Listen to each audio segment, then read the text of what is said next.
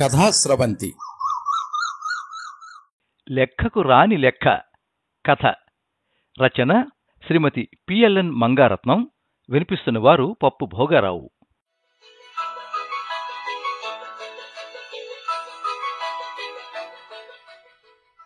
ఆ రోజు అనుకోకుండా ఓ విషయం వింది జానకీమణి. తను సర్వీసులో ఉండగానే వినాలని అనుకుంది. అలా అనుకున్నప్పుడు పైన ఉన్న తథాస్తు దేవతలకు ఆ కోరిక సమంజసమే అనిపించిందేమో. అదే జరిగింది. ఆఫీసులో తెలిసినప్పుడు నిజమా అన్నట్టు ఆశ్చర్యంగా చూసింది విషయం చెప్పిన అనంత వైపు చూస్తూ. అవును, ఈరోజే పేపర్లో వేశారు. ఇంతకుముందు మన దగ్గర పనిచేసిన డివిజనల్ ఆఫీసర్ శ్రీదత్త గారు ఏసీబీ ట్రాప్ అయ్యారు. 10 చోట్ల ఏకకాలంలో సోదాలు జరుపుతున్నారట. ఆ రోజు తను పేపర్ చూసింది గాని ఆ విషయం తగల్లేదు. విషయం అంత ఖచ్చితంగా నమ్మకమైన వాళ్ళ నుంచి తెలియడంతో ఆ సంతోషం మెల్లమెల్లగా నరనరాల్లోకి ప్రవేశించి పెదాలపై చిరునవ్వులు పూయించింది. మనసు ఏదో తెలియని ఆనందంతో నిండి ఉక్కిరిబిక్కిరయ్యింది. ఆ సంతోషాన్ని అలాగే నిలుపుకుంటూ అతని కారణంగానే నాకు ప్రమోషన్ లేట్ అయ్యింది, ఇన్నాళ్లకు నా కోరిక తీరింది అంది ఒకంత కసిగా.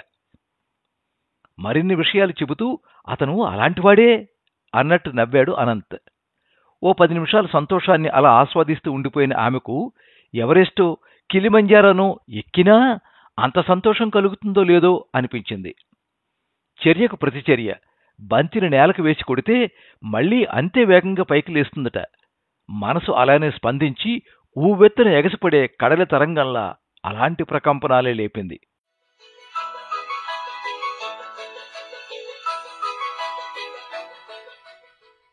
ఆ రోజు ఆమెకింకా బాగానే గుర్తు.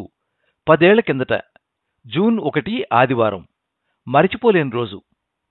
డివిజనల్ ఆఫీసర్ శ్రీదత్త తమ మండలాఫీసులో పెట్టిన మీటింగ్కి ఆలస్యంగా వెళ్లిన కారణంగా జానకీమణిని చూస్తూనే ఉగ్రుడైపోతూ, నేను 10 గంటల నుంచి మీ ఆఫీస్కొచ్చి మీటింగ్ పెడుతూ ఉంటే నువ్వు 11ంటికి వస్తావా? ఇక తాళరేవు రాకు, కలెక్టర్ ఆఫీస్కి వెళ్లి పోస్టింగ్ మార్పించుకో అన్నారు మరో మాటకు తావు లేకుండా. అతనికి అంత కోపం ఎందుకు వచ్చిందో తెలియదు. ఆదివారం ఆడవాళ్లకు ఇంట్లో ఎన్నో పనులుంటాయి. అయినా కష్టపడుతూనే వెళ్ళింది. ప్రతి ఆదివారం ఏదో మీటింగ్ చెబుతూనే ఉన్నారు. వారంలో ఒక్కరోజు విశ్రాంతి లేకుండా. తెల్లారి లేచింది మొదలు ఇంటి పనులు చేసుకుని బస్సు పట్టుకుని గంటసేపు బస్సు ప్రయాణం చేసి మరీ వెళ్ళినందుకు ఆ అలసట తీరకుండానే పై ఆఫీసర్ గారి నుండి ఆ మాట రావడంతో ఏం చెయ్యలేని పరిస్థితి అయిపోయింది.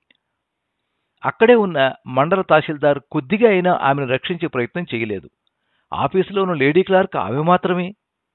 అయినా స్పందించలేదు. ఎవరి స్కిన్ వాళ్ళు కాపాడుకోవాలి. చేసేది లేక మీటింగ్ హాల్ నుంచి బయటకు వచ్చేసింది జానకీమణి. మగవాళ్లలా ఇంట్లోంచి లేచి వచ్చేయడానికి ఆడవాళ్లకు అంత వీలు కాదు. ఉద్యోగాలు చేస్తున్నందుకు ఆడవాళ్లకు ఇంటి పనులతో పాటు ఉద్యోగం ఓ అదనపు బాధ్యత. కాలం కలిసి రాకపోతే తాడే పామే కరుస్తుందట. అలానే కరిచిందప్పుడు. జరిగిన దానికి ఎందుకు సారీ చెప్పుకోవాలో కూడా అర్థం కాలేదు. విషయాన్ని ఇంకా చెప్పాలంటే జరిగిన అవమానాన్ని కాగితం మీద పెట్టి కొత్త పోస్టింగ్ కోసం కలెక్టర్ గారిని కలిసింది. ఉద్యోగంలో చేరినప్పుడే జానకీమణి తండ్రి చెప్పాడు, నువ్వు మాకు చాలా దూరాన్ని ఉంటున్నావు. సర్వీస్ పరంగా ఏదైనా కష్టం వస్తే వెంటనే కలెక్టర్ గారిని కలుసుకో. మధ్యలో వాళ్ళు మరెవ్వరితోనూ మాట్లాడకు అని. ఆ మాట ఎప్పుడూ ఆమె వెంటే ఉండేది. ఆ కంప్లైంట్ ఫలితమో ఏమో కొన్ని విషయాలకు చలనం వచ్చి చాప కింద నీరులా కదిలాయి.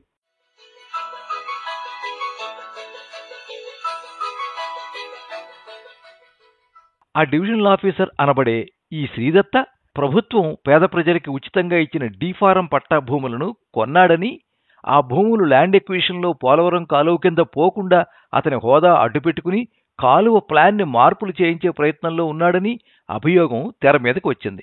చట్ట ప్రకారం అలాంటి చర్యలు అడ్డుకుని అసలు పట్టాదారులకి తిరిగి భూమిని అప్పగించవలసిన రెవెన్యూ ఆఫీసర్ అయ్యుండి వాటినే కొంటాడా? ఏ భూమికైనా ఎప్పుడు రేటు పెరుగుతుందని అనుకున్నాడేమో. అప్పటికప్పుడు ఎంక్వైరీ కమిటీని వేశారు.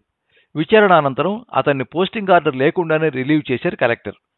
సరిగ్గా జానకీమణి బయటికి వచ్చిన 1 నెల రోజులకు.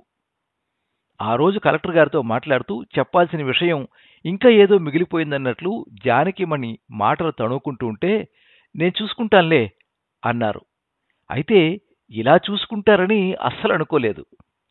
కాలంతో పాటు విషయం మరుపుకొచ్చి అవమానం ఓ చేదు జ్ఞాపకంగా మరుగున పడిన సమయంలో ఇలాంటి వార్త వినిపించింది. ఇప్పుడు అతనిపైనే ఆదాయాన్ని మించిన ఆస్తుల అభియోగం. పట్టాభూములను కూడా కొనేస్తే ఆదాయాన్ని మించిన ఆస్తులు కాక మరి ఏమిటి? మంచికి మంచి చెడుకు చెడు అంటే ఇదే మరి. మండలంలో 2 రెవెన్యూ ఇన్స్పెక్టర్ పోస్టులు ఉంటాయి. ఒకటి రెగ్యులర్ రెవెన్యూ ఇన్స్పెక్టర్ పోస్టు, మరొకటి additional revenue inspector post. Regular revenue inspector post 1.5 సంవత్సరాలు చేస్తే అడిషనల్ పోస్ట్ 6 నెలలు, మొత్తం కలిసి 2 సంవత్సరాల కోర్సు చేయాలి. అవి సక్రమంగా నెరవేర్చితే చివరికి సర్వే పరీక్ష ఒకదాన్ని నిర్వహించి డిప్యూటీ తహసీల్దార్ ప్రమోషన్ ఇస్తారు. అలా రెవెన్యూ ఇన్స్పెక్టర్ కోర్సు చేయడానికి తాళరేవు మండలానికి వెళ్ళింది జానకిమణి. అప్పటికే సంవత్సరంగా అదనపు రెవెన్యూ ఇన్స్పెక్టర్గా పనిచేస్తున్న వెంకటాద్రి మొత్తం మండలంలో అన్ని గ్రామాలు తిరిగి పనిచేస్తున్నాడు. జానకిమణి తిరగడానికి వాహనం ఏదీ లేనందున రోడ్డు సైడ్ గ్రామాలన్నీ నాకు ఇవ్వండి, బస్సు సౌకర్యం ఉంటుంది, వెంకటాద్రి గారికి బండి ఉంది కదా అని అడిగినందుకు 2 రోజుల తర్వాత మీరు బయటికి తిరగాల్సిన అవసరం లేదులేండి, ఆఫీసులో ఉండి ఎలక్షన్ సబ్జెక్ట్ చూడండి చాలు, ఇంతకు ముందులాగే వెంకటాద్రి గారే అన్నీ చూస్తారు చెప్పారు ఆఫీసర్ గారు. అలా చెప్పడంలో గల అంతరార్థం గ్రహించకపోలేదు. ఆడవాళ్లకన్నా ఆఫీసర్లకు మగవాళ్లే కొన్ని పనులు బాగా చేసి పెట్టగలరు. అయితే నెమ్మదిగా విషయం డివిజనల్ ఆఫీసర్ అయిన శ్రీదత్త గారి దృష్టికి వెళ్లడంతో ఎగ్జిక్యూటివ్ పోస్టు వాళ్ళు ఆఫీసులో కూర్చోవడం ఏమిటి, భూమి శిస్తులు ఎవరు వసూలు చేస్తారు, మీ మండలం కలెక్షన్స్లో చాలా వెనకబడి ఉంది, ఆమెను వెళ్ళి వసూలు చేయమనండి అంటూ తహసీల్దార్ని కోప్పడ్డారట. అప్పటి నుండి బయటికే వెళ్లి పనిచేసింది. అయినా ఆఫీసర్ గారి కోపం పోయినట్లు లేదు. ఆ రోజు మీటింగ్కి లేటుగా వెళ్లి దొరికిపోయింది. వేరే జిల్లా నుంచి ట్రాన్స్ఫర్ అయి రావడంతో ఆమెకు సపోర్ట్ కానీ అసోసియేషన్ మద్దతు కానీ లేకుండా పోయినాయి. ఆ రోజు ఉదయం ఇంట్లో నుంచి బయలుదేరుతుంటే ఆదివారం అయినా ఈరోజు నాన్ వెజ్ వండంలే, గుత్తొంకాయలు కోసిచ్చి వెళ్ళు అంటున్నాడు భర్త గౌరీశంకర్. హడావిడిగా తయారై 9:30కి బ్యాగ్ తీసుకుని వస్తూ ఉంటే మళ్ళీ అన్నాడు గౌరీశంకరం, గుత్తొంకాయలు కోసిచ్చి వెళ్ళు అని. నాకు టైం లేదు, పెద్దవాడితో కోయించుకోండి చెప్పింది జానకిమణి. కొడుకు ఇంజనీరింగ్ 4వ సంవత్సరం చదువుతున్నాడు, ఊహ తెలిసిన పిల్లాడే, అవసరానికి ఆ మాత్రం పని చేసుకోలేడా అన్నట్టు. అంత కష్టపడ్డా జరిగిన ఆలస్యానికి ఫలితం ఇది. అలా ఒక్కడనన్నా వేటు వేస్తే మిగిలిన వాళ్ళు చెప్పు చేతల్లో ఉంటారన్న అధికార దర్పం. రెగ్యులర్ రెవెన్యూ ఇన్స్పెక్టర్ కోర్సు సంవత్సరం కాకుండానే కొత్త స్టేషను పెద్దాపురంలో అడిషనల్ రెవెన్యూ ఇన్స్పెక్టర్ పోస్టులో జాయిన్ అవ్వాల్సి వచ్చింది. మిగిలిపోయిన రెగ్యులర్ కోర్సు చెయ్యాలంటే తాను మరో స్టేషన్ వెతుక్కోవాలి. వయోభారం ముందుకు వెళ్ళనివ్వడం లేదు. అప్పటికి 5-6 ఏళ్లుగా స్పాండిలైటిస్, కుడి చెయ్యి నొప్పి, కష్టం మీదే రాస్తోంది. అలా అని జీవనయానం ఆగదు కదా. భర్తకు ఉద్యోగం, పిల్లలు చదువుల్లో పడ్డారు. ఇలాంటి సమయంలో ట్రాన్స్ఫర్ అడిగితే ఎంత దూరం వేస్తారో, అలాగే కనుక జరిగితే ఇల్లు ఇబ్బంది పడుతుంది అన్న ఆలోచనతో అక్కడే ఉండిపోయింది. 6 ఏళ్ల తర్వాత రెగ్యులర్ పోస్ట్ 1 సంవత్సరం, అడిషనల్ పోస్ట్ 6 సంవత్సరాలు చేశాను కాబట్టి కన్సిడర్ చేసి సర్వే పరీక్ష కూర్చొనివ్వండి అంటూ కలెక్టర్ గారికి అర్జీ పంపుకుంది. పరీక్ష రాసే అవకాశం వచ్చింది. పాస్ అయింది కూడా. పంపుకున్న ప్రపోజల్ని అనుసరించి పరీక్షలన్నీ పాస్ అయి ఉండడంతో డిప్యూటీ తహసీల్దార్ ప్రమోషన్ లిస్టులో జానకిమణి పేరును కూడా చేర్చారు. సర్వీసులో చేరిన 25 ఏళ్లకే ప్రమోషన్ వస్తుంది కదా అని ఎదురు చూస్తున్న తరుణంలో ఇంటి దొంగని ఈశ్వరుడు కూడా పట్టలేనట్టు ఆఫీసులో ఆమెతో పాటే ప్రమోషన్ లిస్టులో ఆమెకు వెనుకగా ఉన్న కలీగ్ శేషాచలం జానకిమణి సీనియారిటీ మీద అభ్యంతరాలు లేవనెత్తడంతో, నువ్వు రెగ్యులర్ రెవెన్యూ ఇన్స్పెక్టర్ కోర్సు 2 సంవత్సరాలు పూర్తిగా చేయలేదు, అది కూడా పూర్తయిన తర్వాతే ప్రమోషన్ అంటూ ప్రమోషన్ లిస్టు నుంచి పేరు తొలగించినప్పుడు గుండె మండి అనుకుంది, ప్రశాంతంగా సాగిపోయే తన జీవనాన్ని అడ్డుకున్నందుకు ఆ శ్రీదత్త ఎప్పటికైనా తనలానే ఇబ్బంది పడాలి అని. చేయగలిగేదేమీ లేనప్పుడు దేవుడైనా శిక్ష వెయ్యాలన్నట్లు. ఆ తర్వాత మిగిలిపోయిన రెగ్యులర్ ఆర్ఐ పీరియడ్ను ఇంకో మండలానికి వెళ్లి పూర్తి చేసుకుని ప్రమోషన్ అందుకోవడానికి మరో 4 ఏళ్లు పట్టింది. ఈలోగా శేషాచలం ఆ సర్వీస్ కూడా పూర్తి చేసుకుని స్పెషల్ గ్రేడ్కి కూడా వెళ్ళాడు. అంటే అంత సర్వీసుని, వేలల్లో జీతాన్ని ఆ డివిజనల్ ఆఫీసర్ శ్రీదత్త కారణంగా నష్టపోయింది. అది కాగితాలకు రాని లెక్క. పైగా వచ్చే నెలలోనే అతని రిటైర్మెంటుట.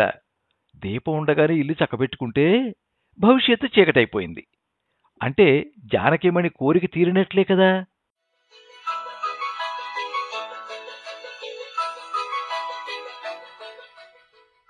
మీరింతవరకు లెక్కకు రాని లెక్క కథ విన్నారు. రచన శ్రీమతి పిఎల్ఎన్ మంగారత్నం. వినిపించిన వారు పప్పు భోగారావు.